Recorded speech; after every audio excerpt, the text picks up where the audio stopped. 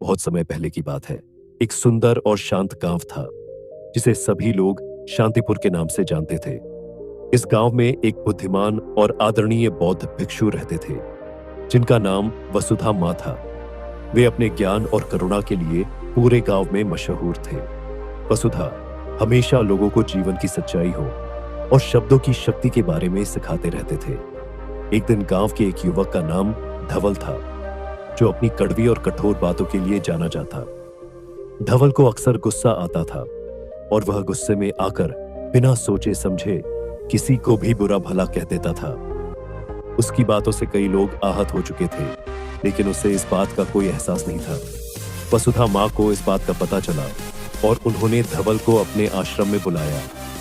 धवल के आने पर वसुधा माँ ने उसे मुस्कुराते हुए स्वागत किया और कहा, धवल, मैं तुम्हें एक कहानी सुनाना चाहता हूँ। धवल ने सिर लाते हुए कहा, हाँ गुरुजी, कृपया बताएं। सुधामा ने कहना शुरू किया। बहुत समय पहले की बात है। एक छोटे से गांव में एक किसान रहता था। वह बहुत मेहनती और ईमानदार था। एक दिन उसके साथ एक छोटी सी घटना घटी जिससे उसका पूरा जीवन बदल गया। धवल की आंखें उत्सुकता से चमक उठी और उसने ध्यान से सुनना शुरू किया। वसुधा ने आगे कहा, एक दिन किसान अपने खेत में काम कर रहा था। तभी एक राहगीर वहां से गुजरा।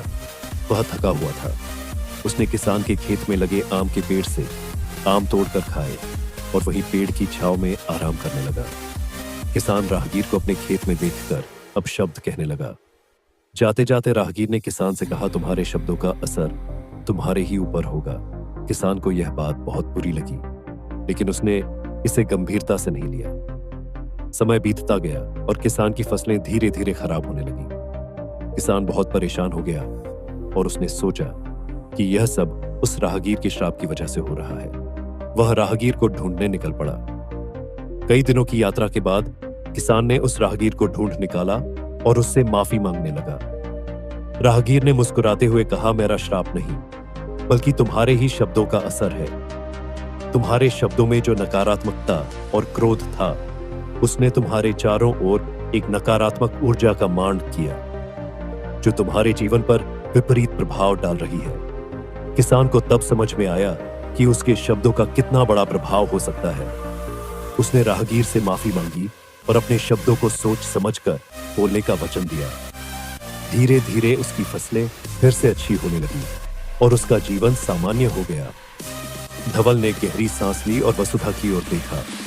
गुरुजी, क्या आप कहना चाहते हैं कि मेरे शब्द का भी ऐसा ही प्रभाव हो सकता है?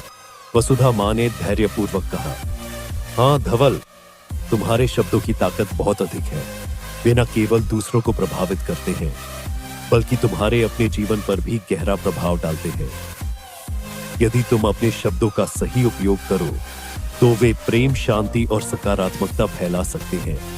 लेकिन यदि तुम उन्हें नकारात्मकता और क्रोध के साथ इस्तेमाल करो तो वे तुम्हारे और दूसरों के जीवन में कष्ट और दुख ला सकते। धवल ने सोचा और फिर धीरे धीरे कहा, गुरुजी, मुझे समझ में आ गया है। मैं अपने शब्दों का सही उपयोग करने का प्रयास करूंगा।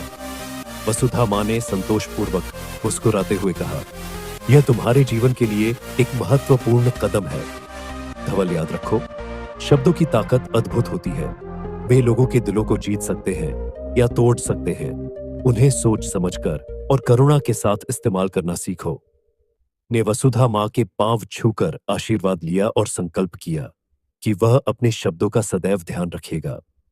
उसने अपने गुस्से पर नियंत्रण पाने और सोच समझकर बोलने का अभ्यास शुरू किया। धीरे धीरे उसकी जिंदगी में बदलाव आने लगा। उसके संबंध सुधारने लगे और लोग उसे सम्मान और प्रेम देने लगे। वसुधा ने धवल को देखकर गर्व महसूस किया और सोचा कि अगर हर व्यक्ति अपने शब्दों की ताकत को समझे और उनका सही उपयोग करे तो यह दुनिया कितनी सुंदर और शांतिपूर्ण हो सकती है। देखें चैनल थिंकिंग इंस्पायर्ड पर नए हो तो वीडियो को लाइक एंड चैनल को सब्सक्राइब और कमेंट में नमो बुद्धाय जरूर लिखें। तो चलिए नेक्स्ट वीडियो पर मिलते हैं।